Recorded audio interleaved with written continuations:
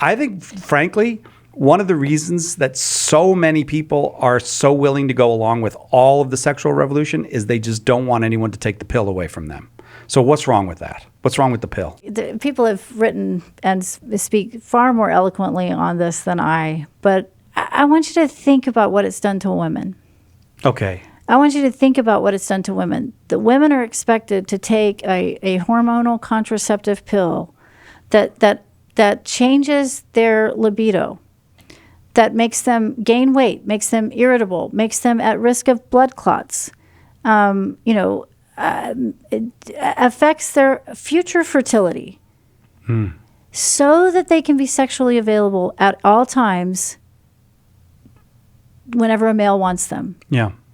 I mean, people have put it in really crass ways, but that's what the woman is supposed to be open season. And the way you do that is by completely disrupting her body, her normal God-given healthy body. Right. Yeah. There's nothing wrong with her. So there's that first seed of, I'm going to harm the body in order to maximize my sexual pleasure. Or someone else's sexual pleasure. Exactly. I'm sorry, I interrupted you. I apologize. And you're not. Okay. My husband says I'm I'm contributing. No, you're good. Okay. No, I don't take it as an absolutely right. So and this is mostly from a male perspective, right? And then how does it harm the male? Because then his sexual energy does not have to be subdued, right? It doesn't have to be subjugated to anything other than his desire. So his partner's supposed to be open season on the woman, and that's why you get this horrific results of, quote unquote unwanted pregnancies, and then you better get that abortion. I will kill you. I will kill the baby. I will spike your drink with abortion pills. I will pressure you. Because I have a right to your body. Yeah. That sense of entitlement becomes zero responsibility towards you, right? And if it's zero responsibility towards you, it's certainly zero responsibility towards any child that you might conceive. And so that the hardening of the heart in males and females just becoming honestly sexual chattel, we have to be open. I think it's just tragic. It is. Like I feel like if baseball players were taking chemicals as strong as women are taking in order to improve they would be banned from baseball. But every woman is expected to take these. Well, I think too, it's that short-sighted, right? We don't want to have to. And I hear you. I think that we always have to have compassion and always ask God, like, what your love, your truth, is not burdensome. It's not burdensome. So what's your answer? So even individuals like Nancy Pelosi, so rabidly, for abortion, and that's just was such a hallmark of her entire life advocacy.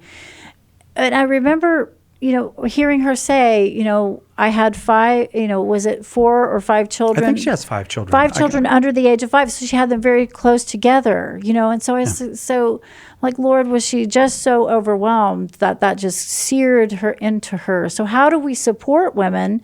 Right. But if you actually, teach, NFP, natural family planning, it's actually healthier and leads to better relationships. It leads to better relationship because husband and wife, hopefully in the marital union, like, you're working with the rhythms of your bodies. Well, what if I feel like if a young man were to say to a young woman, I don't want you to take those because I don't want you to do that to your body. That's too much. I feel like that's a gracious thing to say, and that so that if he can participate in you have these married couples who participate in the kind of regulating of their own sex life according to her cycle.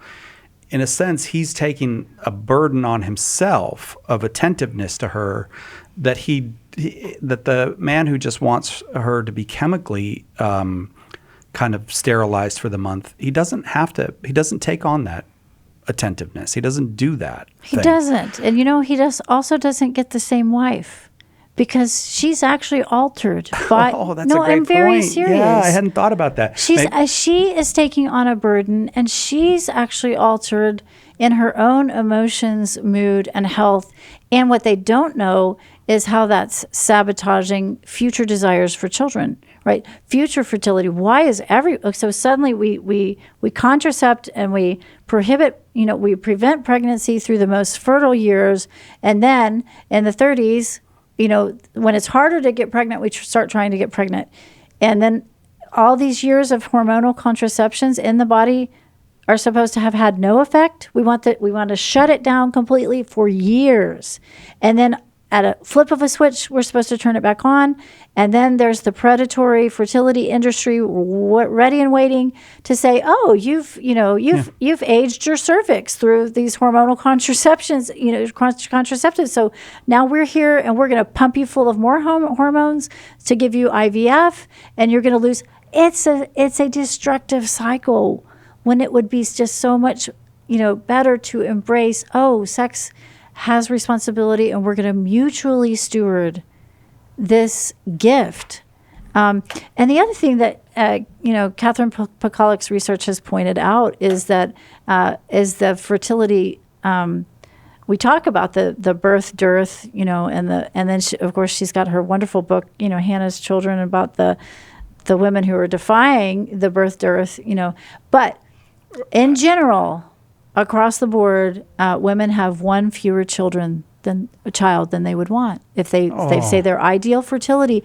So there's all these hidden costs, the things that we don't see. Yeah, we don't talk about them. We have to take a quick break, but we're going to come back. I am going to get to the callers. I promise. There's folks on the line. I will get to you. If you just don't go away this time, I'll get back to you.